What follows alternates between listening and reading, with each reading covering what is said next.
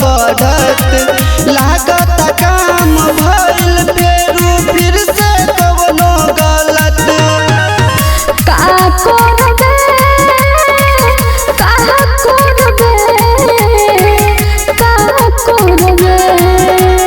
केह करबाला 6 महीना के जहान के तू का करबे जहान के तू का करबे केह करबाला 6 महीना के जहान के तू का करबे जहान के तू का करबे।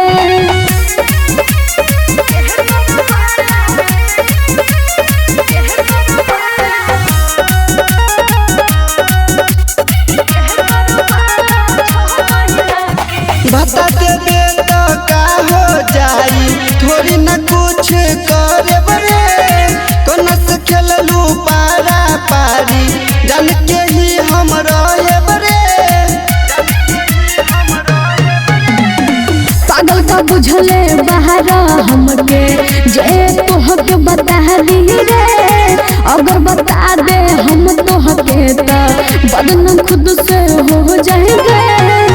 जान पाइबे रे जान पाइबे रे नहीं जान पाइबे रे केह करबाला 6 महीना के जहान के तू का करबे जहान के तू का करबे केह करबाला 6 महीना के जहान के तू का करबे जहान के तू का करबे।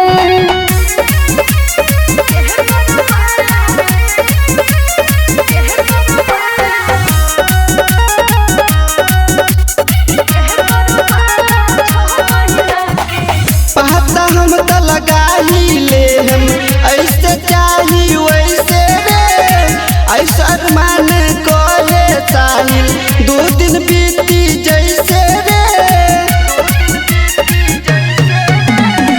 देखल कोशिश करके सरवन मौका दे तो बहानी रे समझ समरठ कुछ न होई मुँह पर कहता नहीं रे का करबे बिपिन का करबे विकास का करबे केह करबाला 6 महीना के जहान के तू का करबे जहान के